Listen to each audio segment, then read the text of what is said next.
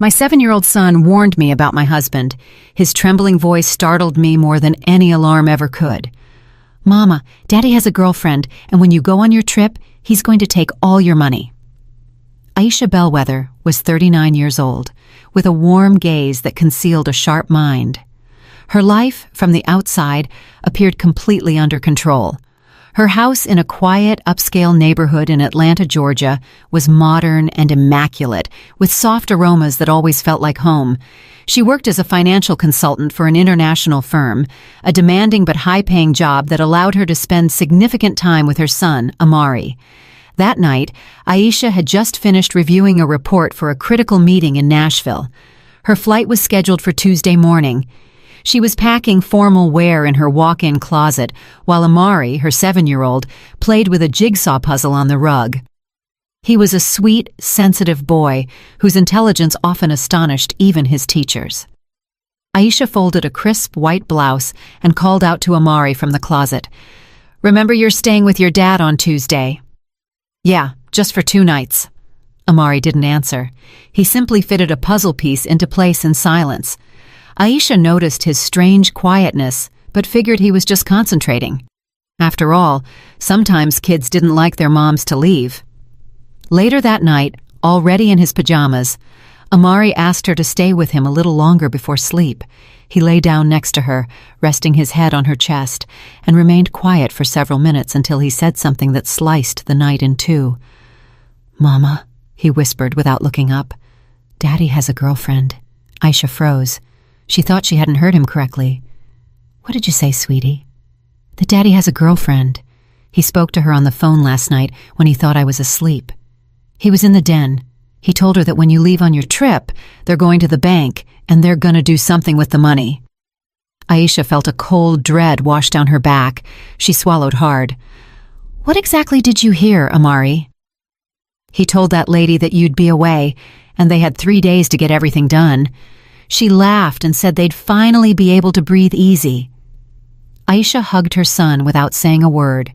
She could hear her heart hammering in her chest, an urgent warning.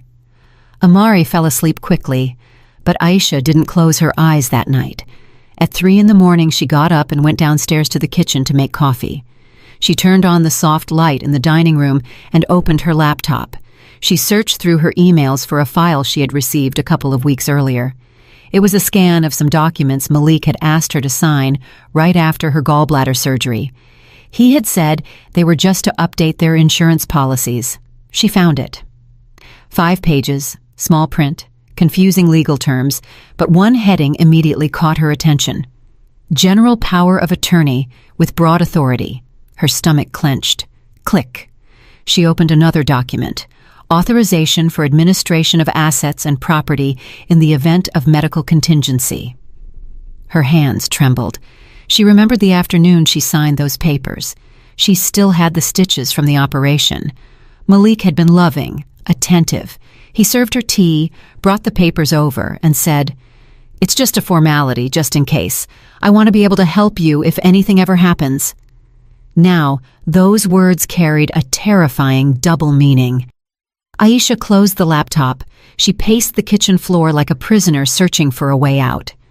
Her husband, the man who swore eternal love, was plotting against her with another woman, and her son had been the accidental witness. At 4:30 in the morning, she checked her suitcase. Everything was packed, but now the idea of leaving the city filled her with panic. Instead of sleeping, she opened her work notepad and began writing a list of questions. How long have they been together? Who is she? Why does he want to take my money? How serious is what I signed? Am I in legal danger? At dawn, Malik woke up as if nothing were wrong. He kissed Aisha on the forehead and brewed coffee. "Did you pack everything?" he asked. "Yes," she replied, observing his every gesture, every word, as if he were a stranger. "What time are you leaving Tuesday?" "My flight is at 6:10 a.m. I have to leave the house at 4:30. Malik nodded. Then, without a hint of subtlety, he asked, "Are you coming back Thursday or Friday?" Aisha felt a sharp pang in her chest. She took a deep breath and said, "Make it Friday evening." "Perfect." And he smiled. That smile was the confirmation. While Amari ate breakfast, Aisha watched him with a mix of tenderness and rage, not against him, but against herself. She had ignored the signs, small absences, ridiculous excuses. Malik had spent more time in meetings, started taking calls on the patio, and changed his cell phone passwords. But she never imagined anything this low. In the afternoon, while Malik was at the grocery store, she called Zora Mathis, a former university colleague who was now an attorney. She requested an urgent meeting. At 7 o'clock sharp, Aisha entered Zora's office in a discreet downtown building. "Do you have the documents you signed?" her friend asked. Aisha opened her bag and pulled out a folder with the printouts. Zora read them in silence for several minutes. "Aisha, this is serious. What does it mean?" "You gave him full access. Your husband can make legal, financial, and medical decisions on your behalf. If he claims you are not mentally fit to manage your assets, he can act for you, even sell your house." Aisha felt sick. "And he can do it without me here?" "Yes. And if he's already planned it, this trip you're taking is the perfect window. He won't waste time. He'll move everything while you're out of state." "I have to revoke this, Zora." "I can help you, but we need to proceed with discretion. Are you willing to cancel your trip?" "Of course I am." "Okay, we're going to do two things. First, legally revoke the power of attorney. Second, notify the bank and restrict any unauthorized movements on your accounts. But we need proof of his intentions. Do you have a recording, a message, anything that involves him?" Aisha shook her head. "My son overheard him. He told the woman they were going to use my absence to handle everything at the bank." Zora looked thoughtful. "Would your son be willing to say that in front of a judge if this escalates? Amari is 7 years old." "I don't want to expose him." "Then we have to be smart. We'll prepare the revocation and seal all the avenues before he acts." Aisha left the firm with a plan. When she got home, Malik was waiting in the living room with a glass of wine. "Are you tense, or is it because of the trip?" She looked at him and forced a smile. "Yeah, just work stress. I didn't sleep well." "Relax, baby. Everything's going to be fine. Trust me." "I can't do that anymore," Aisha thought. Lying in bed, she stared at the ceiling for hours. Amari slept peacefully in the next room. He had saved her without realizing it. A whisper at the right time had stopped an earthquake, and deep down, she knew it. The calm she was seeing was just the calm before the storm. What she didn't know yet was that Malik's mistress wasn't just planning to steal her money. She was also planning to take her son. At 6 a.m., Aisha was still awake. She sat at the kitchen table, her hands clasped, cold coffee in a mug she hadn't touched. She listened to the wall clock ticking like a countdown. Her gaze was fixed, immobile, as if her mind were trapped in a thought she couldn't escape. Amari was still asleep. Malik was too. It wasn't time for him to wake up for work yet. Aisha knew she couldn't show a single crack. If he suspected anything, the plan she was assembling with Zora could fall apart. Any mistake could cost her not only her money but also her son. She got up and walked to the front door. She picked up the newspaper and, opening the mailbox, saw a white envelope among the correspondence.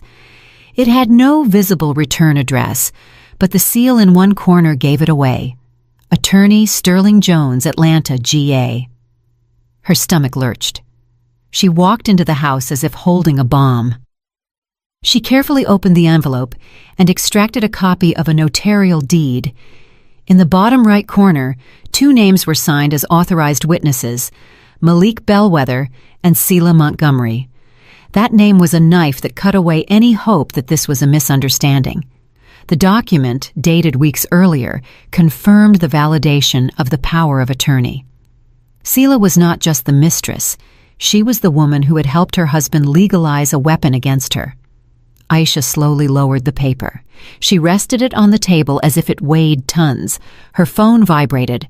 A message from Zora.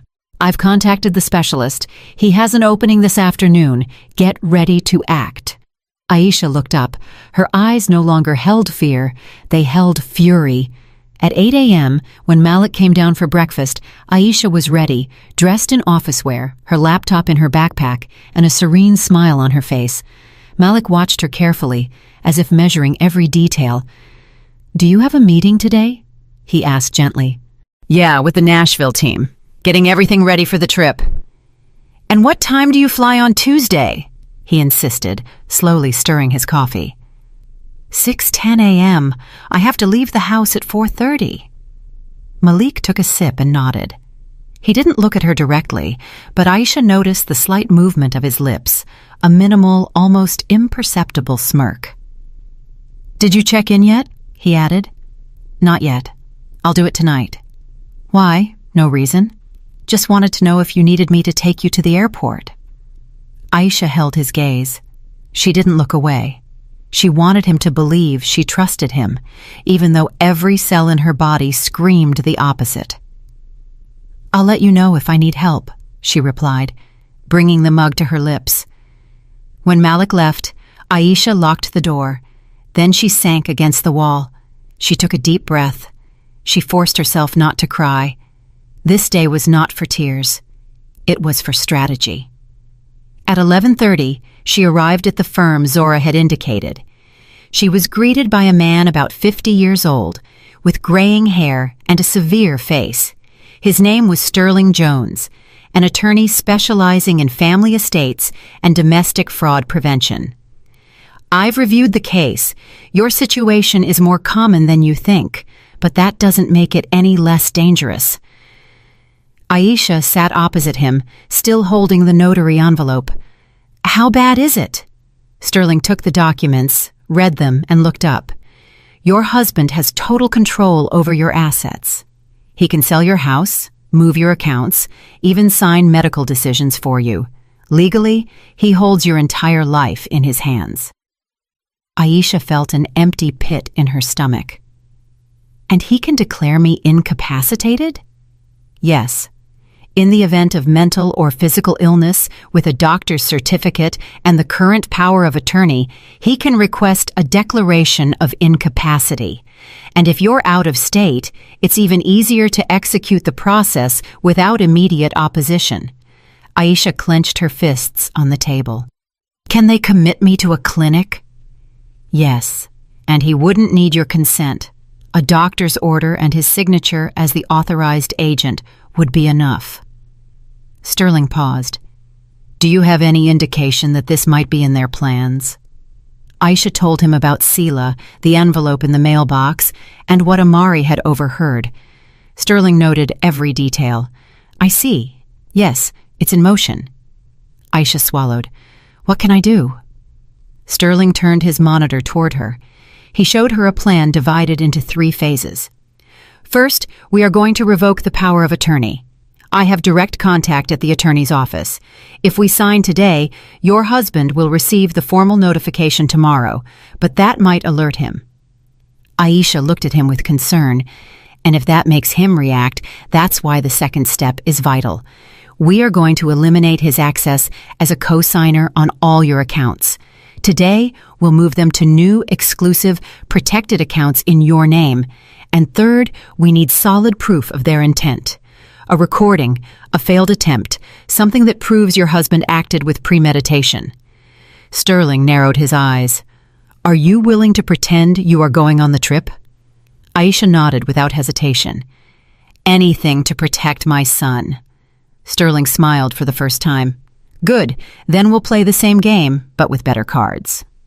That night, Aisha had dinner with Malik and Amari as if nothing had happened. Malik was more attentive than usual. He told jokes at the table. He offered to pack some things for the trip. He gently stroked Aisha's hair. She let him. Every caress was a disguise. Every smile was a weapon. "Do you remember those papers you signed weeks ago?" Malik asked after dinner. "The attorney called me. He said there are a few details to update. Can you stop by his office tomorrow?" Aisha felt a shiver.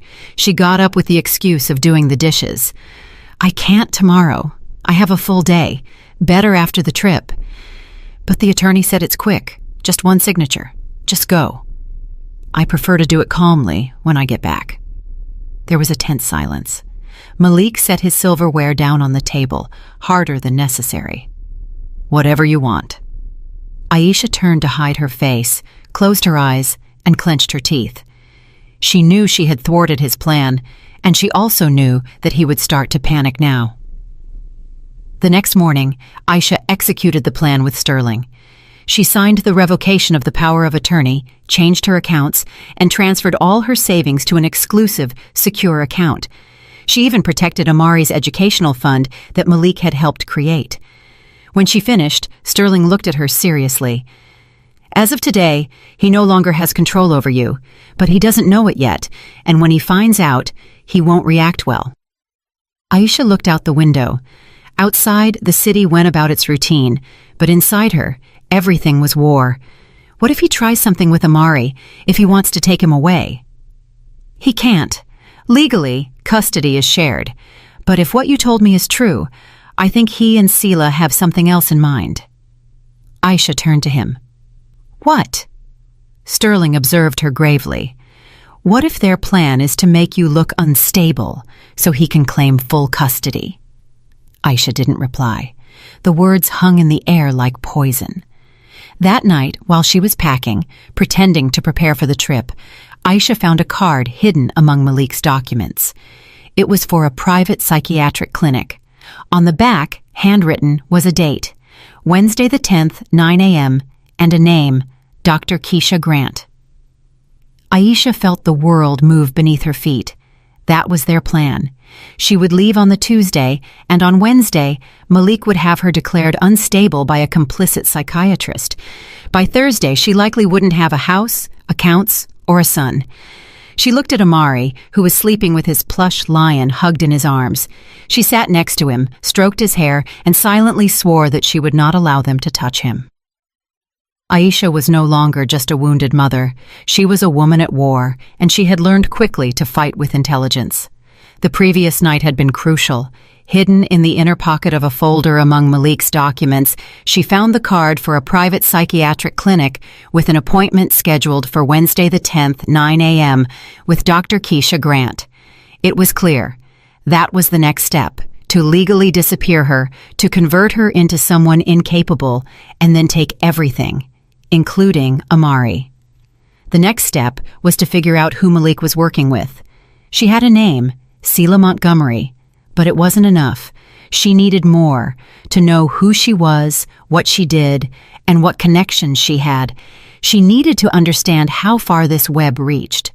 After dropping Amari off at school, she sat in the driver's seat and took out her phone. She opened the browser and typed Sela Montgomery. Scattered results appeared.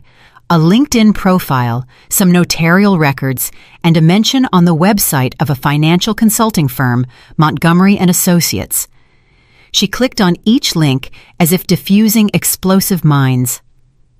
On the consulting firm's website, she found a photograph of Sela in a tailored suit, an impeccable smile, and a marked arrogance in her eyes.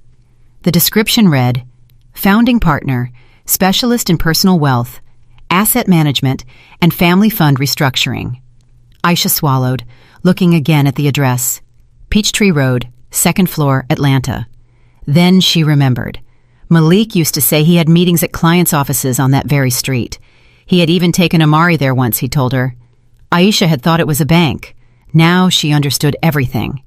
Sela wasn't new to Malik's life, nor was she just a consultant. Something inside Aisha told her that face wasn't entirely unfamiliar. She went back online, this time to Facebook, and searched the full name. There was a private account with no visible posts, only a profile picture. Sela, with her back turned, facing a picture window with a view of the city, the kind of image that doesn't show, but hints. Aisha decided to go further back. She searched for old photos on her own computer, forgotten digital albums, events, gatherings, wedding photos, honeymoon pictures, nothing. Until she found a folder Malik had sent her once called College. She opened it, and there she was. Sela, much younger, with longer hair, sitting next to Malik at a college party. In another photo, they were hugging. In one more, they were kissing. The photos were dated 2003. Selah wasn't just a mistress, she was his former girlfriend, the woman Malik had loved before he met Aisha, and now she had returned. Aisha sat alone in the dining room, the laptop in front of her, staring at the screen as if it were a recorded betrayal. She felt a mix of fury, fear, helplessness, and something more dangerous, a thirst for justice. Hours later, Amari came home from school. He was happy, with new drawings in his backpack. Aisha tried to act naturally while serving him a snack. "Mama, can I tell you something? But promise me you won't get mad." "Of course, sweetheart, tell me." Amari played with his glass of milk. "Daddy told me something, that when you go on your trip, he's going to take me to live with him and Selah, that we're going to get a puppy, that she cooks good food, and that there's a bed just for me there." Aisha felt her fingers go cold. "He told you that?" Amari nodded. "And he said you're going to be really busy, that you'll be working far away, and that he's going to take better care of me. But I want to live with you. You're going away." Aisha hugged her son and kissed him on the head. "No, baby, I'm not going away. Don't worry. Nobody is going to separate you from me." Amari didn't understand the gravity of her words, but Aisha did.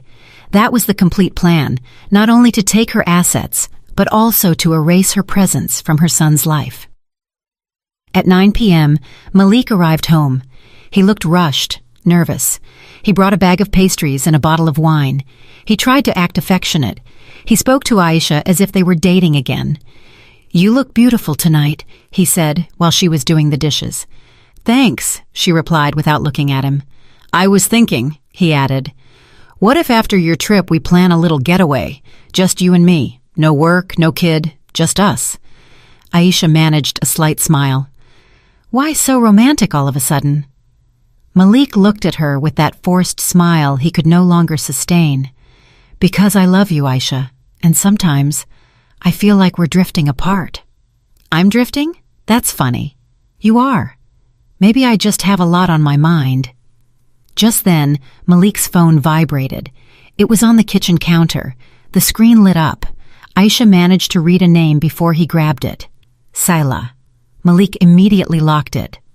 "Who was that?" Aisha asked, as if she hadn't seen anything. "A client from the office." Aisha looked at him in silence. She let it go. It wasn't the time to confront him. When Malik went into the shower, Aisha took his phone, locked herself in the guest bathroom, dialed Zora's number, and spoke in a low tone. "We have what we needed. He doesn't just want to rob me, he wants to keep my son. And Selah is part of everything. She was his girlfriend in college. They've been together for years." "Do you have any more direct proof?" Zora asked. "No, but I can get it." "Then do it. Record what you can. Conversations, messages, anything." That same night, Aisha activated the voice recorder on her phone and left it running in the living room while she pretended to be asleep on the couch. At 11:07, Malik made a call on speakerphone. "Hey, beautiful," he said in a low voice. "Is she asleep?" Selah asked from the other end. "Yeah, and she doesn't suspect a thing. Everything's ready. In 48 hours, it'll all be ours." "Are you sure the attorney will accept the transfer?" "Sure.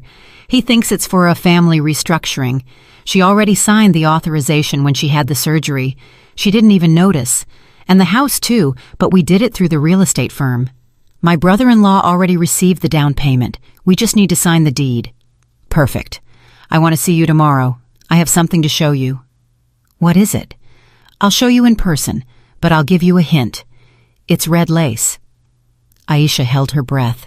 She knew she had to save every second of that conversation. The recorder kept running until they hung up. The next day, Aisha took the recording to Sterling. The attorney listened intently, noting dates and names. "Good," he said when it was over. "We now have proof of premeditation and an asset transfer in progress." He mentioned a real estate firm. "Yes, and that his brother-in-law already received the down payment. I'm going to investigate the corporate name." That afternoon, Sterling called Aisha from his office. "I found it. The real estate firm is called Southern Properties. It's registered in the name of a Damien Montgomery. Sela's brother. Aisha felt the floor drop out from under her. They're selling my house to a shell company created by his mistress's family? Yes, but if we act now, we can stop it. We need to file an injunction and an urgent request for property review due to vitiated consent. Today. Do it. Sterling already had everything prepared. That night, Aisha came home, pretended to reserve a ride to the airport, left an empty suitcase at the bottom of the stairs, and hugged Amari tightly before putting him to bed. She didn't say goodbye. She just whispered in his ear, "Tomorrow, everything is going to be all right." While Malik slept, Aisha sent a message to Zora and Sterling. She was ready for the next step, feigning her departure and watching the trap close. What Malik didn't know was that he was already being watched, and his own words had sealed his ruin. Aisha opened her eyes before the alarm went off. It was 4:12 in the morning. The darkness in the room was absolute, but inside her, there was a clarity she hadn't known, the certainty that she was about to change everything. She got up in silence, dressed in the same jeans and shirt she had laid out the night before, took the empty suitcase she had placed at the bottom of the stairs, and went down without making a sound. Malik slept in the adjacent room, as if he expected to celebrate a quiet victory the next day. He believed everything would happen according to his plan. Aisha out of state, the house ready to be transferred, the accounts about to be emptied, the son lined up to be taken with him, and a new life with Sela as the final flourish. But all of that was a carefully constructed lie. Aisha put the suitcase in the trunk of her car, started the engine, set the GPS to the airport, and left the neighborhood without looking back. About 4 blocks away, she stopped the car, turned off the lights, and parked in a small, discreet back garage that Sterling had arranged for her. It was a property the lawyer used for delicate cases like hers. There, inside a small house that functioned as a legal monitoring center, Sterling was waiting for her. "Everything good?" he asked, opening the door. "I didn't sleep, but I'm ready," Aisha replied as she entered. The place had a desk with 2 open laptops, a functioning coffee maker, and a central monitor connected to surveillance cameras. Sterling offered her a cup of coffee, but she barely touched it. All her attention was on the screens. "Are you clear on what we're going to do?" he asked. Aisha nodded. "We're going to wait for him to act." "Exactly. Your accounts are already blocked. The power of attorney is revoked. The bank has been notified. Everything is legally shielded. Now the important thing is for him to expose himself." At 8:03 a.m., Malik sent the first text message. "Sweetheart, did you board yet? Everything okay?" Aisha ignored him. At 8:47, another one arrived. "Let me know when you land. I want to know you're safe." Sterling noted the time. Each message would be part of the legal timeline they would build later. At 9:10, one of the cameras connected to the bank branch captured movement. Malik entered the main door in a light gray suit, a black folder under his arm, and an expression of confidence on his face. Sela was waiting for him outside in a white car parked illegally, checking her phone. "There he is," Aisha muttered, not taking her eyes off the screen. "Let's see how long it takes for him to drop the mask," Sterling said, activating the recording. Malik approached the executive service area, showed his ID, and handed over the documents. The camera focused from a discreet angle. The conversation was partially audible through the ambient microphone the bank had authorized for legal cases. "As the legal agent for Ms. Aisha Bellwether, I want to liquidate the funds in account number." The executive, a woman in her 40s, checked her computer. Her face changed. She cautiously looked up. "One moment, please." She called her superior. A tall man with glasses appeared behind the glass, reviewed the papers, then gave a dry nod, picked up the phone, and dialed an extension. Malik frowned, crossing his arms. "Is there a problem?" he asked in a tense voice. "We are just verifying the information," the manager replied. Sela got out of the car and approached the door, looking in nervously. She paced back and forth while checking her watch.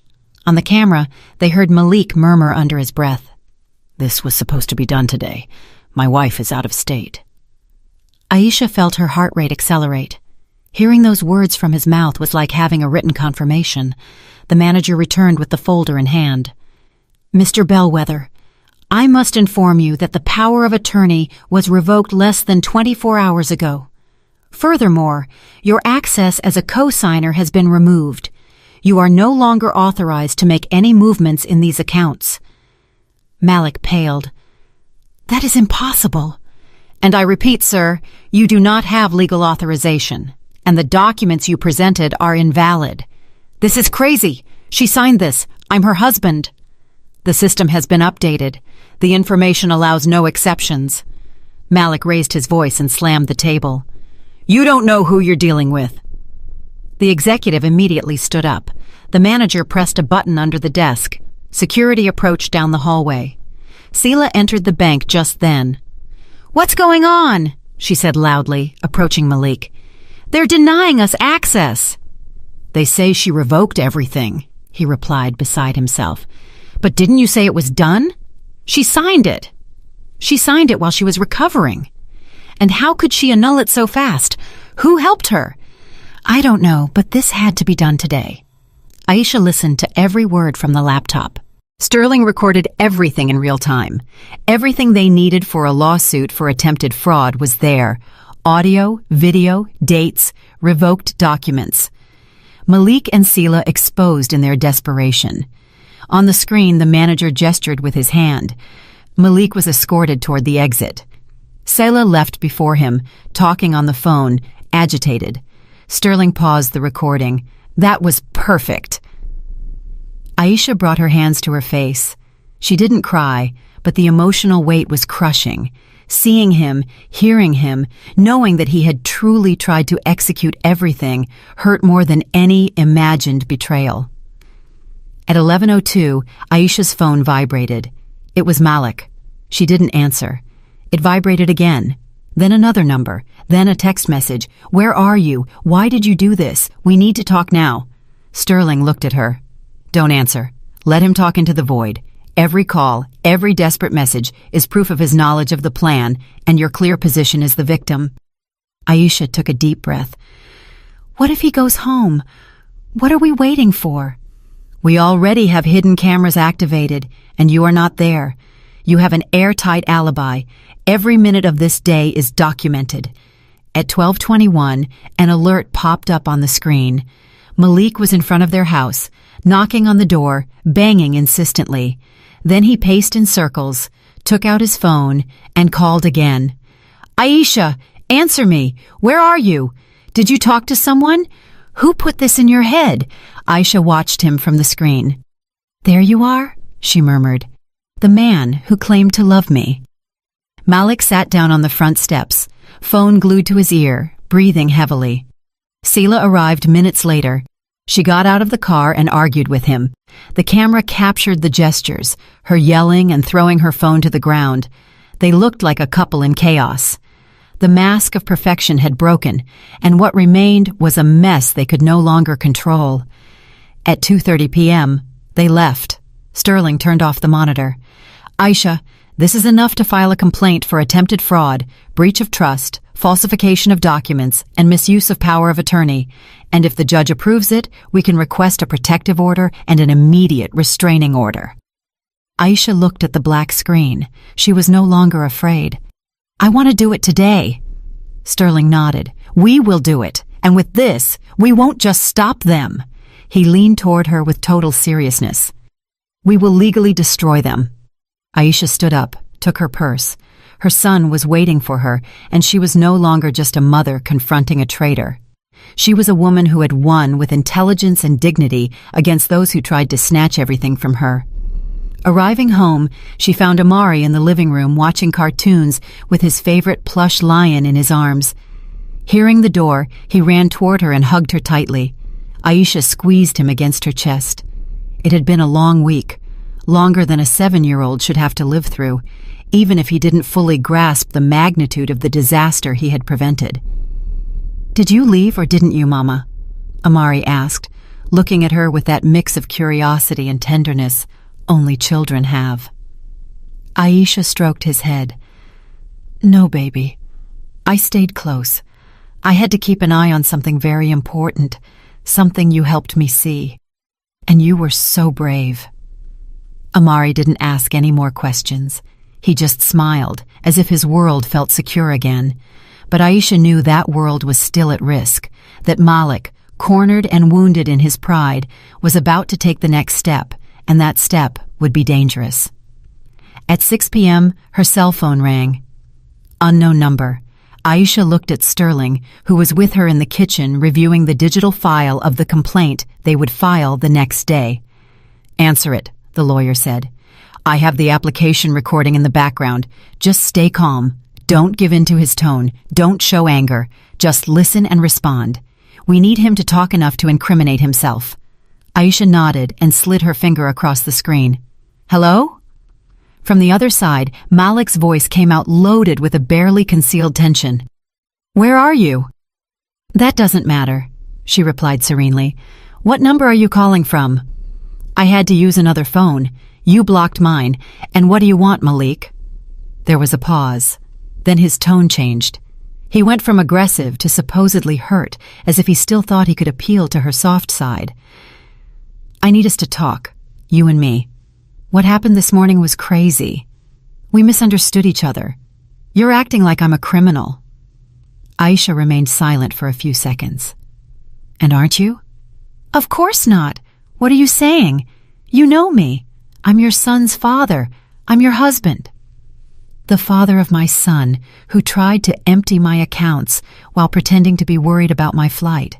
The husband who signed documents behind my back with his mistress. That one." He sighed heavily. "You're exaggerating. It wasn't like that. You have no idea how you've made me feel. Like an intruder. A thief." "You are not a thief. I just wanted—" He paused. "We just wanted what's also ours, Selah and I."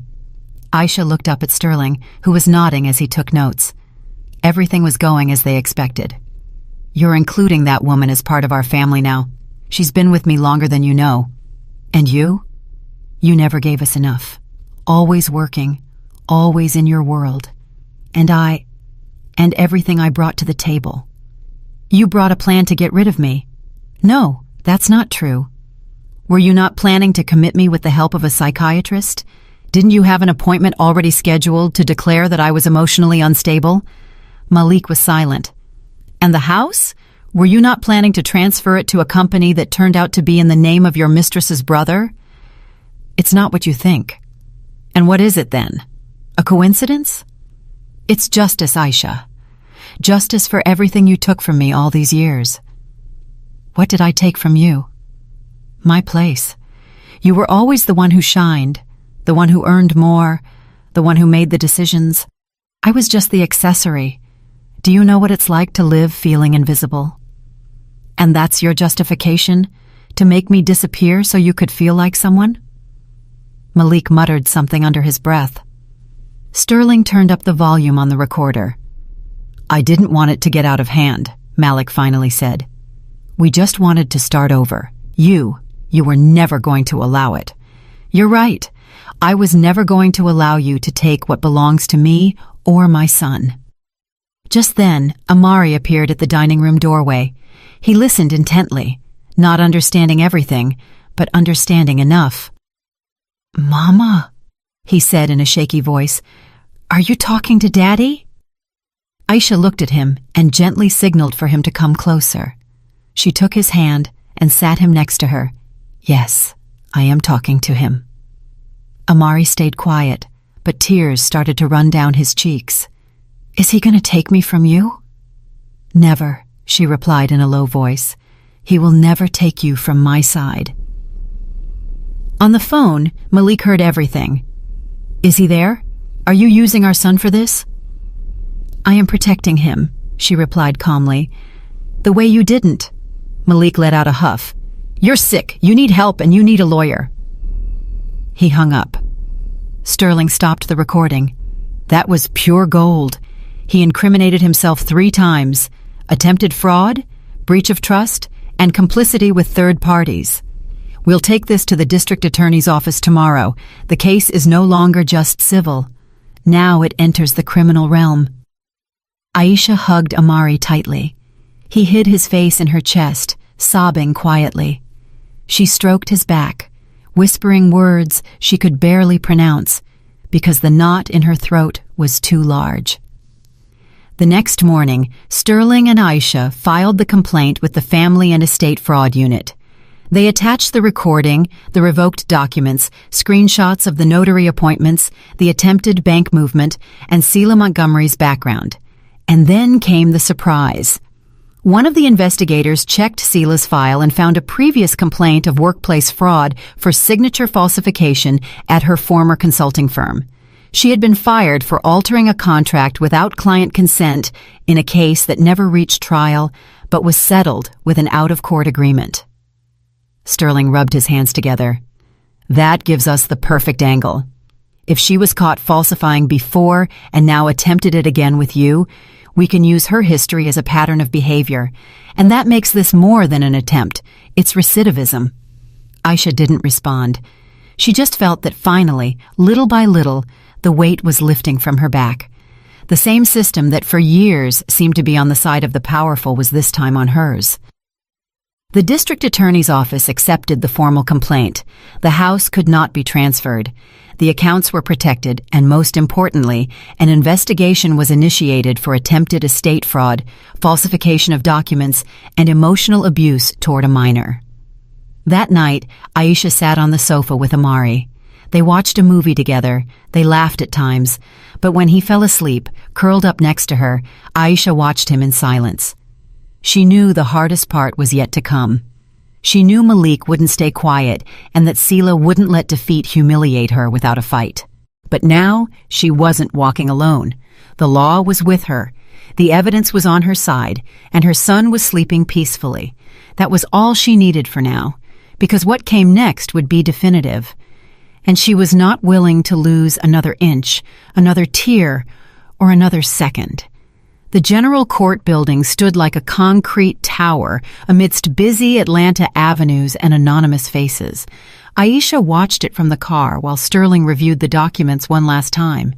His leather briefcase rested on his lap, and inside, every page was an open wound. Proofs, captures, recordings, testimonies, everything needed for the system to stop pretending that justice was optional. "Are you ready?" Sterling asked without looking at her. "No one is ready for this," she replied in a steady voice, "but we're doing it anyway." They entered the main door at 8:02 a.m. The air smelled of paper, reheated coffee, and contained nerves. Sterling greeted an officer he had spoken to the afternoon before. Aisha handed over her ID, signed the forms, and was led to a small waiting room with white walls and a discreet camera in the corner. At 8:17, Malik arrived. He was dressed in black, without a tie. Selah was by his side, wearing dark sunglasses and a gray blazer that failed to hide the tension on her face. Malik avoided looking at Aisha, but Selah didn't. She watched her with a mixture of hatred, contempt, and fear, because she knew everything was about to come out. The judge presiding over the preliminary hearing was a man with white hair, thick eyebrows, and a measured voice. His tone conveyed authority effortlessly, the kind of judge who had seen more betrayals than weddings in his life. He took his seat, reviewed the files, and asked the plaintiff's side to begin. Sterling stood up. Aisha took a deep breath. "Your Honor, my client was the victim of a series of premeditated acts by her husband and Ms. Selah Montgomery with the aim of stripping her of her estate, nullifying her legal capacity, and taking custody of her minor son. We attach documentary evidence, audio, video recordings, and testimonies. Furthermore, we present evidence that the defendants attempted to use a power of attorney obtained through deception, signed during a medical recovery period following major surgery." The judge reviewed the papers, pausing at the seals, dates, and signatures. He made some notes. Then he turned to Malik. "Mr. Bellwether, do you have anything to declare?" Malik stood up. His voice trembled at first, but then he found a firm, almost indignant tone. "Your Honor, this is all a misunderstanding. My wife is going through an emotional crisis. She has a history of severe anxiety. She has been under constant pressure for years. I was only trying to protect her.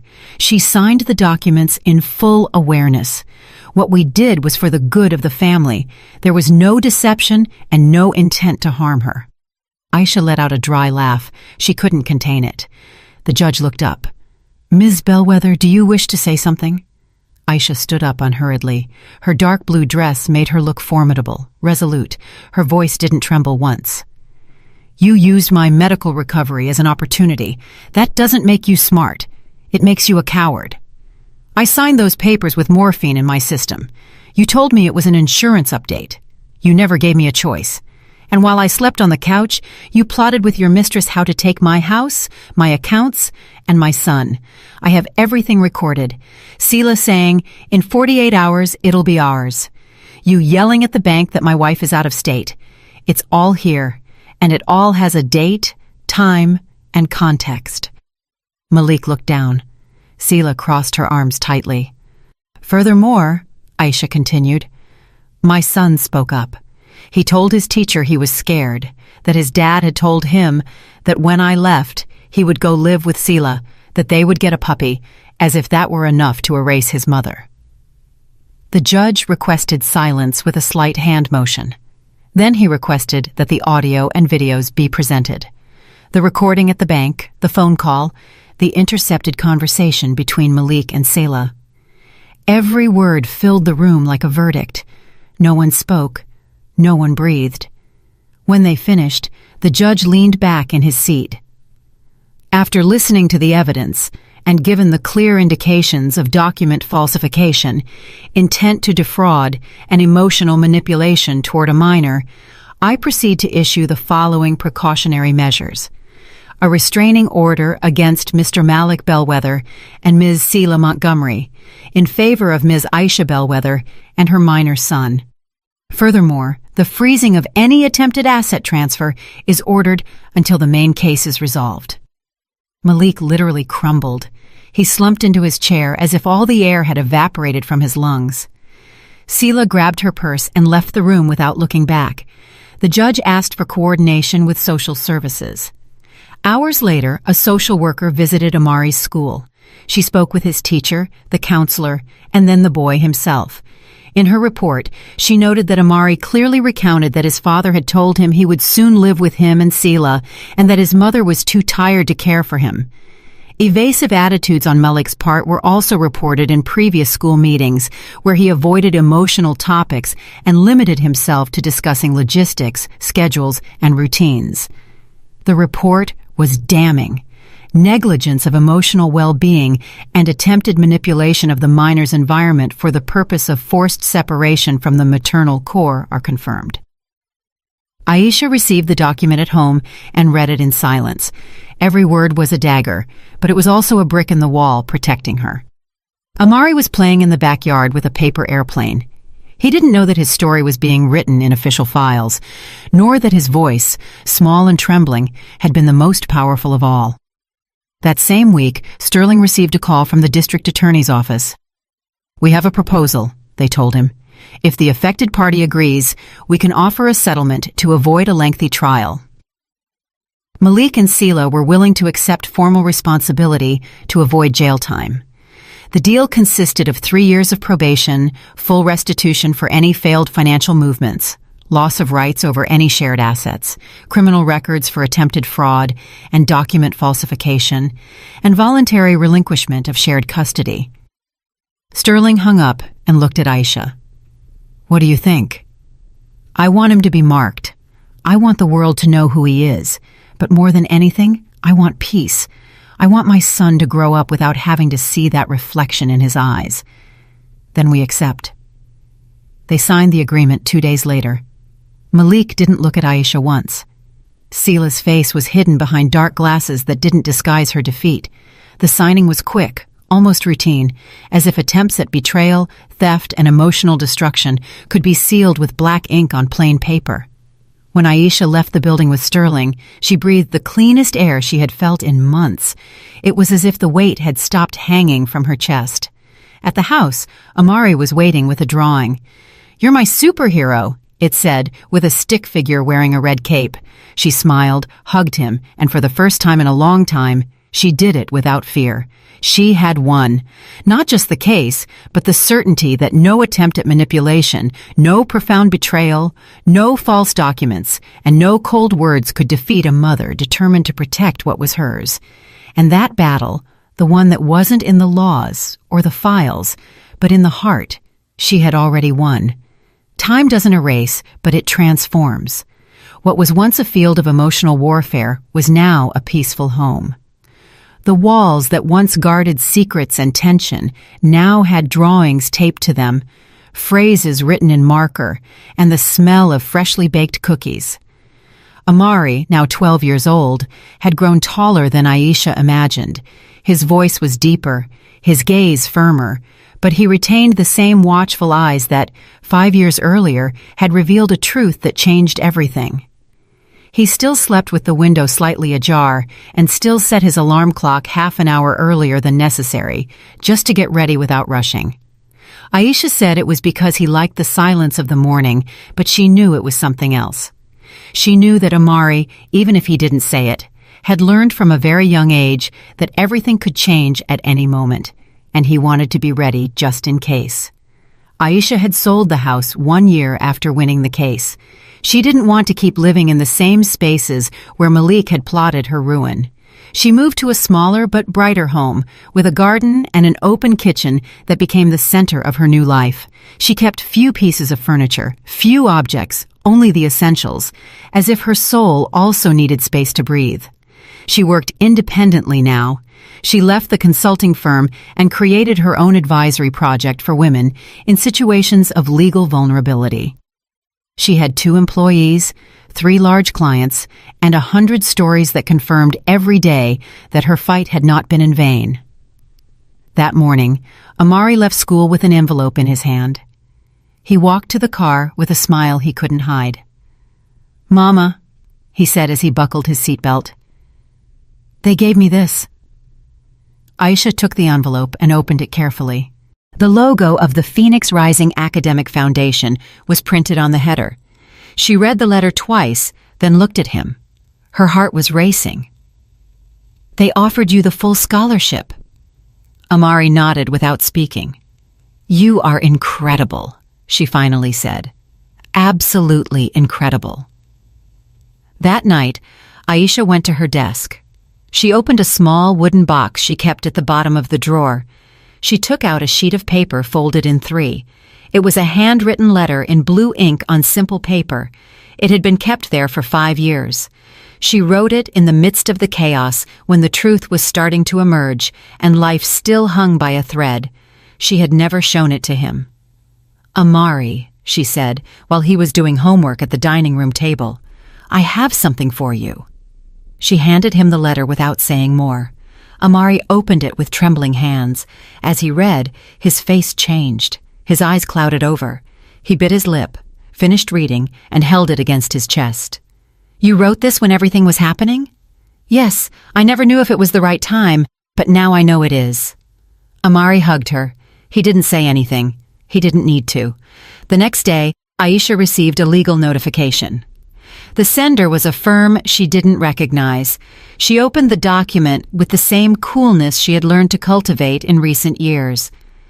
Selah Montgomery was attempting to contact her through an attorney, not for business or apologies. The document was brief, ambiguous. It said she wished to convey some words that she had changed, that she sought forgiveness not to redeem herself, but to close a cycle. It requested a face-to-face meeting. Aisha closed the envelope, placed it on the table, stared at it for 5 minutes, then stood up, went to the kitchen, took a match from the box, and lit it. She watched the fire consume the document inch by inch until it turned to black ashes. Selah deserved nothing. 2 weeks later, Aisha found another envelope in the mailbox. This time the handwriting was unmistakable. Malik. The name didn't even need a signature. His stroke was tattooed in her memory. She sat in the garden. The sky was clear. She opened the envelope without emotion. The letter was long.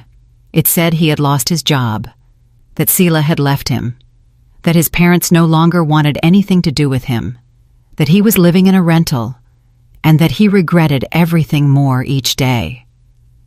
He spoke of loneliness, remorse, how much he missed Amari, how much he missed her. He asked for forgiveness, expected nothing. He just needed to say it. Aisha folded the letter calmly, stood up, went into the house, tossed it into the fireplace, and watched the flames until not a trace remained. Amari never asked if his father had written, as if he knew that door should not be opened. 2 years prior, Aisha had a partner. It didn't last long. He was kind, patient, but Aisha wasn't the same. There were wounds that didn't need love to heal. They needed time, and time was finally doing its work. That night, Amari approached her while they were having dinner. "Are you ever going to tell this whole story?" Aisha looked at him. "What do you mean? What happened? Everything from the beginning. What you did, what he tried. Are you going to tell anyone?" Aisha put down her cutlery. She thought for several seconds. "Maybe I won't tell it as my story," she said, "but as a story that could happen to anyone. A story where a mother believed she was safe until she was betrayed, and where a 7-year-old child, without meaning to, saved his mother from losing everything." Amari looked at her with that intensity that was no longer a child's, but not yet an adult's. "And do you think anyone would have believed you if I hadn't said anything?" Aisha lowered her gaze. "Maybe not." "Then why didn't you thank me more times?" Aisha smiled. "Because ever since you did, I never stopped being thankful, just not always with words." Amari stood up, kissed her on the forehead, and went up to his room. The door closed slowly. Aisha remained seated. She looked at the lamp lit over the table, the clock marking 10:47, the tablecloth she had sewn herself during the toughest nights. She allowed herself one tear, just one, and it wasn't out of sadness or even relief. It was a tear of closure because there was nothing left to fix and nothing left to recover. The story had ended, and in her inner voice, as if someone were dictating to her from the depths of her soul, Aisha knew that if she ever decided to share what she had lived through, she would start like this. Money doesn't measure love. It measures greed. And sometimes betrayal doesn't come from an enemy, but from the person sleeping next to you. But it is also true that the purest love can come from a 7-year-old son who, with a whisper, saves your life. Did you like the story? And which city are you listening from? Let's meet in the comments. If you like the story, you can support me by sending a super thanks so I can keep bringing more stories like this. Thank you so much for your sweet support. I'm looking forward to your comments on the story. On the screen, you can see 2 new life stories that I highly recommend. There's so much more on my channel. Don't forget to subscribe. See you in the next life story with love and respect.